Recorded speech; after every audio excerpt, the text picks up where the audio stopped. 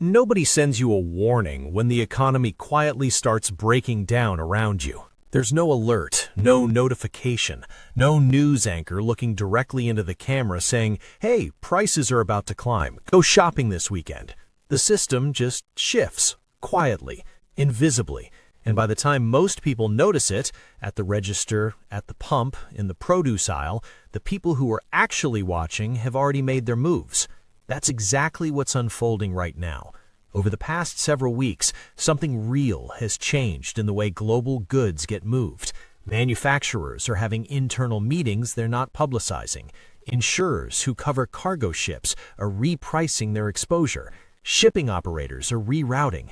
And layered on top of all of that, escalating tensions near one of the world's most critical oil transit corridors are already nudging crude in the wrong direction.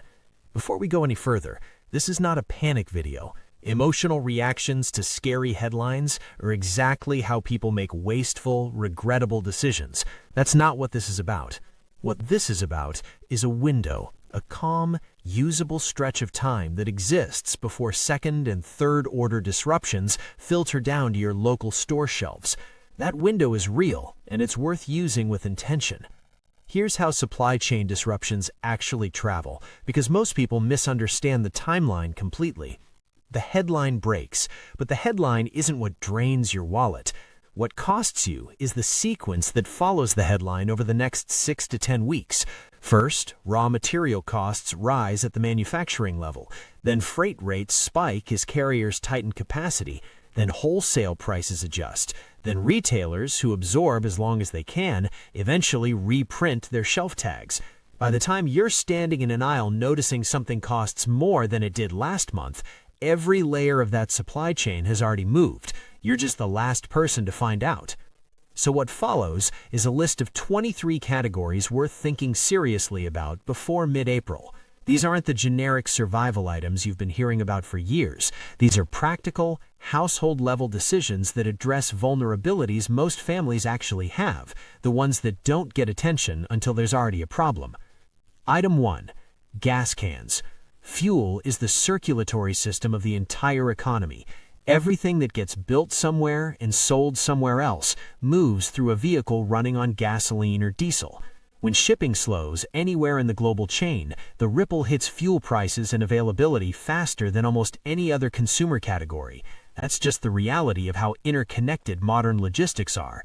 Think back a few years. A single ransomware attack against one fuel pipeline company on the East Coast created lines at gas stations across multiple states within 48 hours. That wasn't a war, it wasn't a natural disaster. It was one targeted cyber attack on one company's systems, and people were filling plastic containers, buckets, anything they could find, burning through what little gas they had left while trying to acquire more. What the news coverage missed was the psychological texture of that moment, the quiet shock of realizing that an assumption had been broken. People had assumed fuel would always be there. It wasn't, and they had no containers, no stored supply, and no plan because they hadn't thought about it before it became urgent. That's the whole lesson. 2 or 3 solid gas cans stored in a garage or shed cost somewhere between $40 and $60. Fill them, treat the fuel correctly, and you've given yourself a meaningful cushion. You're not prepping for the apocalypse, you're just not being caught completely flat-footed by something that has happened before and will happen again.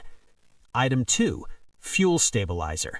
This matters more than most people expect, and it's the step most people skip right up until they discover why they shouldn't have. Raw gasoline begins chemically degrading almost immediately after it leaves the refinery. By the 3-month mark, untreated stored fuel has broken down into compounds that coat and clog fuel system components. It doesn't burn cleanly. It leaves a varnish-like residue that gums up carburetors and injectors. Storing gasoline without stabilizer is almost pointless. You're spending money on fuel that will be useless by the time you need it. Fuel stabilizer changes the equation with almost no effort. You measure a set amount into the can when you fill it, give it a shake, done. A small bottle costs around $8 to $12 and treats 30 to 40 gallons. It extends viable storage life from 2 or 3 months to well over a year. Don't buy gas cans without buying stabilizer alongside them. They're a package. Item 3. A manual siphon pump. This one gets overlooked almost every time, and that's a mistake. It costs almost nothing, takes up almost no space, and solves a very specific problem that has almost no other solution when it arises. Picture this. The grid goes down. The nearest gas station is electrically powered, like every gas station in the modern world. No electricity means the pumps are dead. You cannot purchase fuel, but your truck is sitting in the driveway with half a tank, and your generator, the one you planned to run the refrigerator from, is sitting empty. How do you transfer fuel from the truck to the generator without a siphon pump? You don't. Not safely, not efficiently, not without making a mess or risking injury. A manual siphon pump costs about the same as a fast food meal. It primes with a few pumps and moves fuel cleanly from one container to another. The day you need it and have it, you will be disproportionately glad you spent the money. Keep it with your gas cans. Item 4. A propane camp stove. There's a type of person who sees a propane camp stove and thinks, I don't camp, so that's irrelevant. That person has completely missed the point. The camp stove isn't for camping. It's for day 3 of a power outage when the refrigerator has been warm for 2 days. Every nearby restaurant is either closed or operating on a generator, and your family still needs to eat a hot meal. Your kitchen stove, whether gas or electric, depends on infrastructure. Gas requires pressure in the line. Electric requires power from the grid. A propane camp stove depends on neither. It is self-contained, portable, and works independently of any external system. A quality 2-burner propane camp stove runs between $30 and $60. Add a few backup propane canisters. Store it somewhere accessible. This is not an exotic purchase. It's just a backup cooking capability that gives you a real option when your primary option fails. How long could your household eat normally if the stove stopped working today? Item 5. A water filtration system. Most households have no redundancy for water. There is one source, whatever comes out of the tap, and almost nobody thinks about that dependency until the tap stops working, or until a boil advisory goes out, or until a contamination event makes the water undrinkable. Municipal water systems require power to pump and pressure to distribute. During extended outages, both can fail. And even when the water is still flowing, disruptions to treatment facilities can mean the water reaching your faucet isn't safe to consume without additional treatment. A gravity-fed ceramic filtration system, the kind that sits on a countertop and requires no electricity, no pressure, no plumbing connections, can process contaminated water from almost any freshwater source and make it safe to drink. These units range from around $50 to $150. They filter thousands of gallons before requiring element replacement. If you have children or elderly family members at home, water reliability isn't optional. It's the first thing that becomes a crisis when it fails. Item 6. Water storage containers. Filtration handles processing. Storage handles volume. These are different needs. Even if your tap water is clean and reliable, having stored water means you can bridge a gap without scrambling. The standard recommendation is 1 gallon per person per day, covering drinking and basic hygiene. For a family of 4, a 2-week supply is 56 gallons. Rigid food-grade containers with spigots make drawing water practical and hygienic. Collapsible options save space when empty. Water is the single most immediate physical need a human body has. If it disappears, everything else becomes secondary within hours. Store some. Item 7. Long shelf life staple foods. Not exotic survival rations, not freeze-dried meals that cost $40 per serving. Basic pantry staples with long shelf lives. White rice, dried pasta, canned protein, dried beans, oats, canned tomatoes, cooking oil. These items have shelf lives measured in years. They're foods your household likely already eats. They require no special preparation, and a reasonable supply, enough to cover 2 to 4 weeks, costs a few $100s built up gradually over time.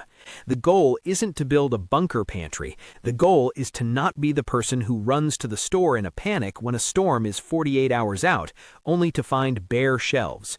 What does your household actually eat on a normal week? Start there. Buy extra of the shelf-stable versions. Rotate them. That's it. Item 8. a quality manual can opener. This one sounds almost too simple to include, and it keeps getting overlooked. You can have a fully stocked pantry of canned goods and be completely unable to access any of it if the electricity is out and you only own an electric can opener. A manual can opener costs about $3 to $8. Buy two. Put one in a drawer and one in whatever bag or kit you'd grab in an emergency. This is the kind of small, cheap, obvious item that people feel mildly embarrassed they didn't already have until the moment they need it and don't. Item 9. A first aid kit. A real one, not the tiny travel kit with 5 bandages and an alcohol wipe.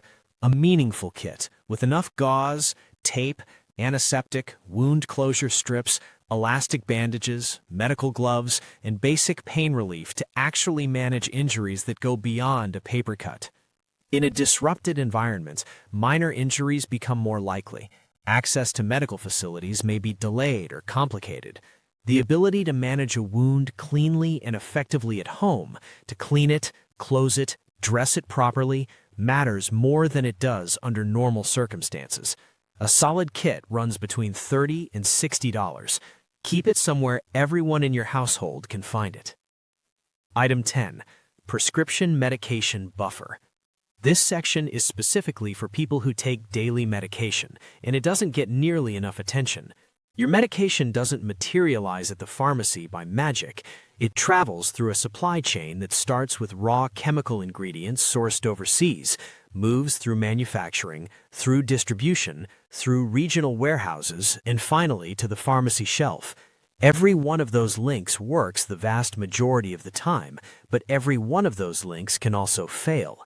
If you refill a 30-day supply every 30 days with no buffer, you find out about a supply disruption at the worst possible moment when you need a refill and there isn't one available. Talk to your prescribing doctor. Request 90-day fills if your insurance allows it. Ask whether mail-order pharmacy is an option. A 2-week buffer of critical daily medication is not hoarding. It's acknowledging that a system that works almost all of the time deserves a plan for the almost. Store backup medication properly according to its requirements. Item 11. A portable battery bank and solar charger. Your phone is your map, your communication tool, your emergency alert receiver, your way of reaching people you care about, and your access to real-time information. It is entirely dependent on a battery that lasts roughly 1 day on a charge. A quality portable battery bank holds enough charge to fully recharge a smartphone 4 to 6 times. A small foldable solar panel can recharge the bank using sunlight with no grid connection required. This combination gives you meaningful communication capability even in an extended power outage. Charging a phone during a hurricane evacuation when every outlet in the city is dark isn't a minor convenience. It's the difference between having navigation and being lost, between reaching your family and not knowing where they are. Item 12. A hand crank or battery-powered emergency radio. When the power is out and cellular towers are overwhelmed or offline, a battery or crank-powered AM/FM NOA weather radio gives you access to emergency broadcasts, official guidance, and situational awareness. This is how you find out whether the road you're planning to use is passable. It's how you know when it's safe to return home. It's how you receive evacuation orders when every other channel is dark. These radios cost between $20 and $50. They require no infrastructure to operate, and in the specific scenario where everything else has failed, they still work. Item 13. A quality flashlight, more than one, in rechargeable batteries.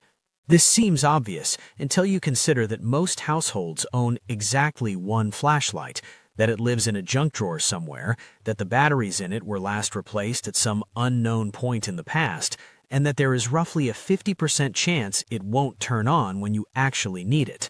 Buy 2 or 3 quality LED flashlights. Buy a set of rechargeable batteries and a charger. Keep one flashlight in a consistent, findable location. Keep one in your car. Check the batteries periodically. A flashlight is one of the most basic tools in any kind of disruption scenario, and it's one of the most commonly failed items because of pure inattention. Item 15. A trauma kit. This requires a direct conversation that people sometimes avoid. There are two completely different categories of first aid that serve two completely different purposes. The standard household first aid kit handles everyday injuries, cuts, scrapes, minor burns, things that are painful but not life-threatening.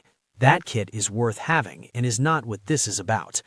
A trauma kit handles a different category entirely: severe bleeding, deep wounds, injuries where the body can lose a fatal amount of blood in minutes if hemorrhage isn't controlled immediately. These situations don't wait for an ambulance.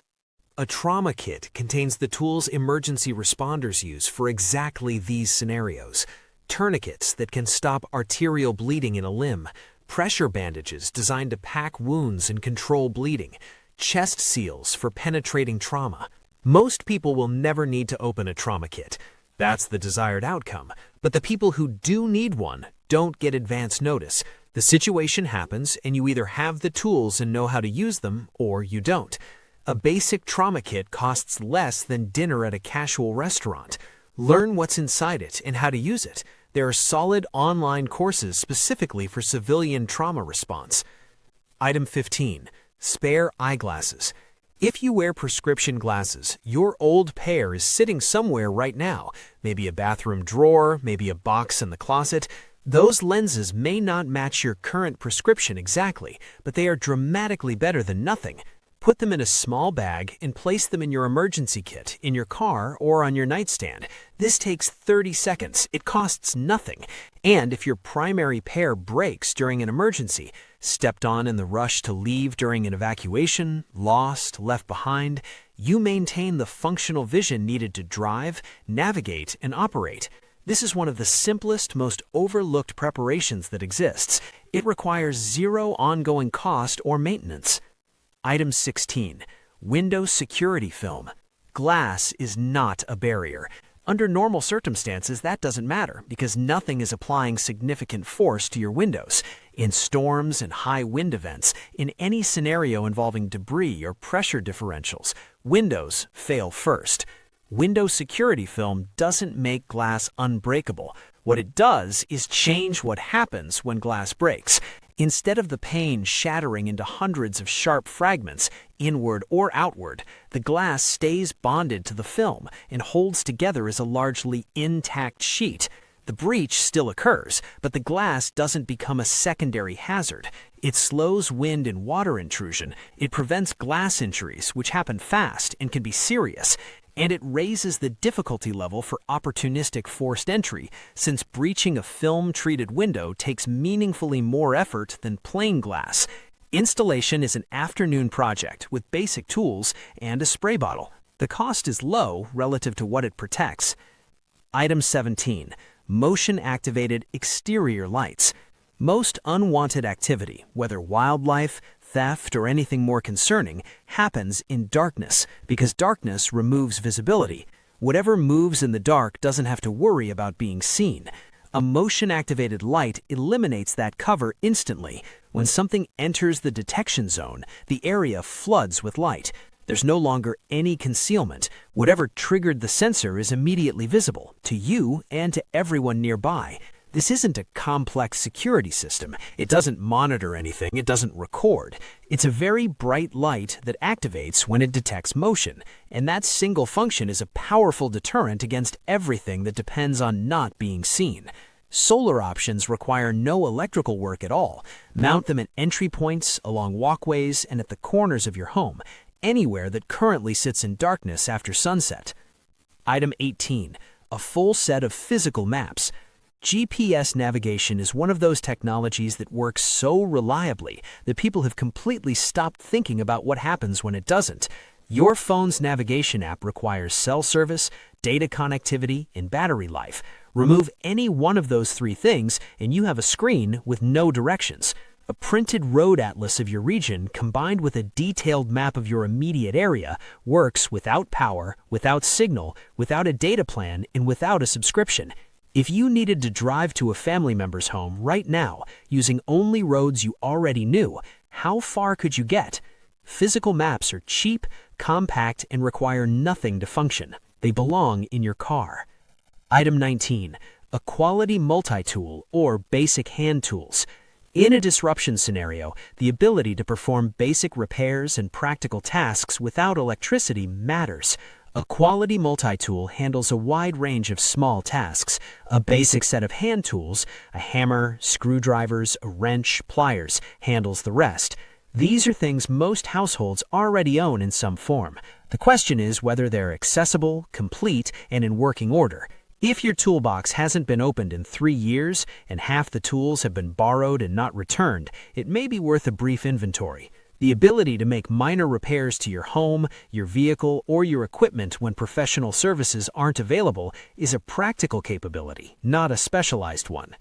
In item 20, cash in small bills. This one gets dismissed, and it shouldn't. Electronic payment systems require working power, functional internet connections, and operational banking infrastructure.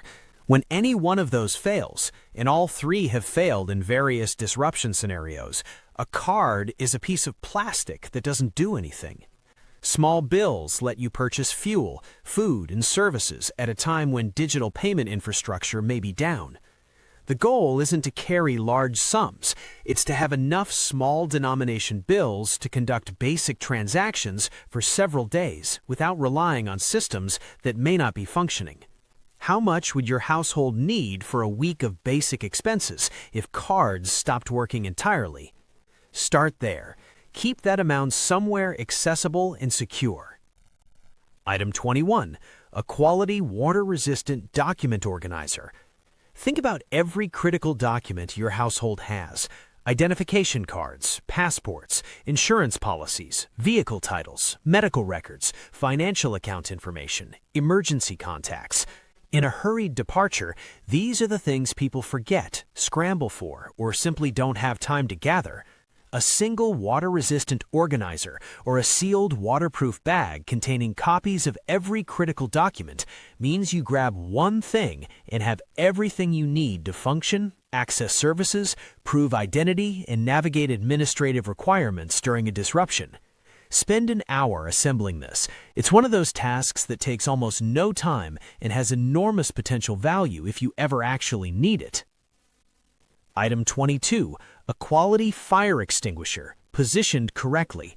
Most households either don't own a fire extinguisher, own one that hasn't been inspected in years, or own one that is stored in a location they'd never actually reach in an emergency. Fires don't give you time to search, they give you seconds.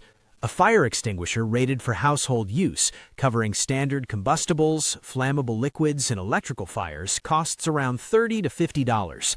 Mount one in the kitchen, where the majority of household fires start. Know how to use it before you need to figure it out under pressure. Check the pressure gauge periodically. Replace expired units. This is not exotic, it's just basic household safety that a surprisingly large percentage of households don't actually have set up correctly.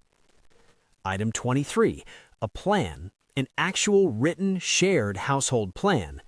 This is the item that costs nothing and is almost universally skipped.